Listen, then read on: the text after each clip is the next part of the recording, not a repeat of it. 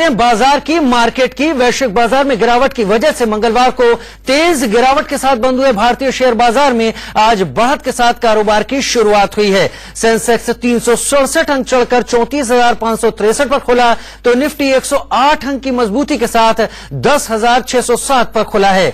Budget के बाद से मंगलवार सुबह तक बाजार में निवेशकों के 5 लाख करोड़ रुपए डूब चुके हैं।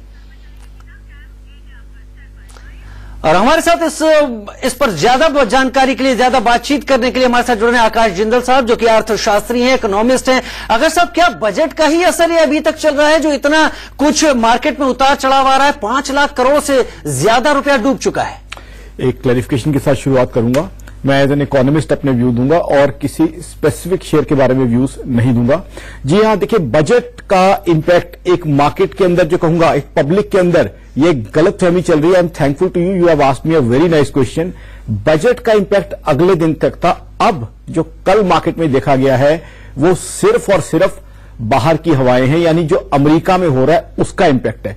देखिए, अमेरिका में क्या है, एक बहुत बड़ी एप्रीहेंशन चल रही है कि इन्फ्लेशन, और इन्फ्लेशन की वजह से इंटरेस्ट रेट बढ़ने की उम्मीद है।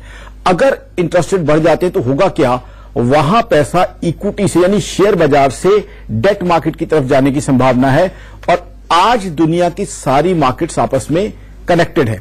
अमेरिका की वजह से कल ऑस्ट्रेलिया, जापान इंपैक्ट हुआ और उसके बाद वही इंपैक्ट हिंदुस्तान पे दिखाई दिया। बिकॉज होता क्या है, जो बड़े इन्वेस्टर्स हैं, बड़े एफआईआईज, वो सभी कंट्रीज में ऑपरेट करते, तो कहीं ना कहीं कल जो कुछ हमने मार्केट में देखा या सोमवार को देखा, बिकॉज कल ये तीसरा दिन था जब मार्केट लगातार डाउन जा रही थी, वो मात्र और मात्र ग्लोबल जो इंपैक्ट है, ग्लोबल फैक्टर्स हैं, उसका इंपैक्ट कहीं ना कहीं हम अपने बाजारों पे देख रहे थे। तो आकाश जी, आप कह रहे हैं ये वैश्विक बाजार जो है उसका असर भारत में, यानी भारत का बजट अब उतना प्रभावी नहीं है, लेकिन अमेरिका का इतना ज्यादा असर क्यों? वॉल स्ट्रीट अगर धड़ाम होता है तो उससे सेंसेक्स इतना ज्यादा प्रभावित कैसे हो जाता है? An interesting question. देखिए, है क्या कि अमेरिका वर्ल्ड की जीडीपी का 25% के आसपास, यानी पूरी दुनिया की अर्थव्यवस्था की 25% अमेरिका के हाथ में है।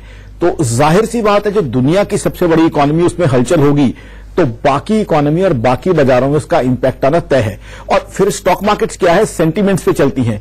ग्लोबल इन्वेस्टर्स, कहीं जो फाइनेंशियल, जो बहुत फॉरेन इंस्टीट्यूशनल इन्वेस्टर्स हैं बड़े वाले, वो वही अमेरिका में है, वही ऑस्ट्रेलिया में है, वही हिंदुस्तान में। तो कहीं ना कहीं जब वहां सेंटीमेंट गिरता है तो हिंदुस्तान की स्टॉक मार्केट भी इस चीज को रिफ्लेक्ट करती है।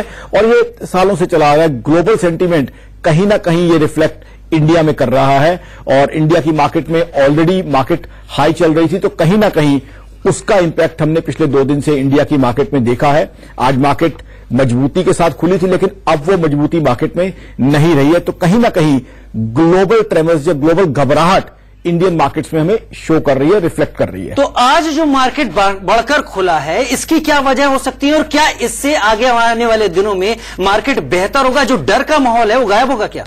देखिए, इस सवाल का 2 हिस्सों में जवाब दूंगा। कल क्योंकि रात अमेरिका की मार्केट हिंदुस्तानी समय के हिसाब से अच्छी रही, आज ग्लोबल मार्केट्स, एशियन मार्केट्स जो सुबह 4 बजे के आसपास खुलना शुरू हो जाते हैं हिंदुस्तानी समय के हिसाब से, वो अच्छी रही। तो इस वजह से इंडिया की मार्केट अच्छी रही। अब जो आपने एक बड़ा महत्वपूर्ण प्रश्न पूछा, उसका जवाब देखिए, भारत की जो जीडीपी ग्रोथ है, इकोनॉमी है, 7.4% से ग्रो करने की उम्मीद है। आईएमएफ ये कह रहा है। चाइना हमसे पीछे रहने की उम्मीद है, 6.8%। पूरे विश्व की जीडीपी ग्रोथ 3.1% पे बढ़ने की उम्मीद है। लेकिन यानी कि हिंदुस्तान की अर्थव्यवस्था विश्व की अर्थव्यवस्था के मुकाबले 2.4 टाइम ज्यादा तेजी से बढ़ने की उम्मीद है। अमेरिका मात्र 3.3%, जो वर्ल्ड की रोल मॉडल इकोनॉमी जिसे माना जाता है। तो ऐसे में ये चीजें बड़ी क्लियर हैं।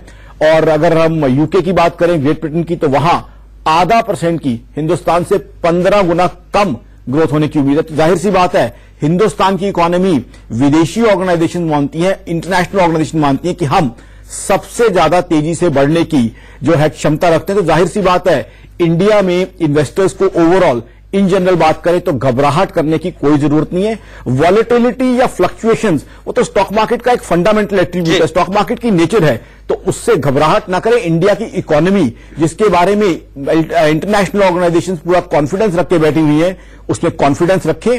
और वैसे भी एज एन इकोनॉमिस्ट कहूंगा कि स्टॉक मार्केट में लॉन्ग टर्म की इन्वेस्टमेंट जो है, आम आदमी को करनी चाहिए। बहुत शॉर्ट टर्म या सट्टेबाजी के चक्कर में नहीं पड़ना चाहिए। सट्टेबाजी में ना पड़े, लॉन्ग टर्म इन्वेस्टमेंट करें। और आकाश जी का कहना है कि भारत की इकोनॉमी बहुत बेहतर है, डरने की कतई जरूरत नहीं। बहुत शुक्रिया आकाश जी इस तमाम जानकारी के लिए। तो एक तरीके से जहां तक बजट की बात है, वैश्विक मार्केट की बात है, अभी फिलहाल जो आंकड़े दिख रहे हैं वो बेहतर भविष्य का ही संकेत देते हैं। कुछ दिनों की उहापोह या उथल पुथल चलती रह सकती है। छोटे से ब्रेक का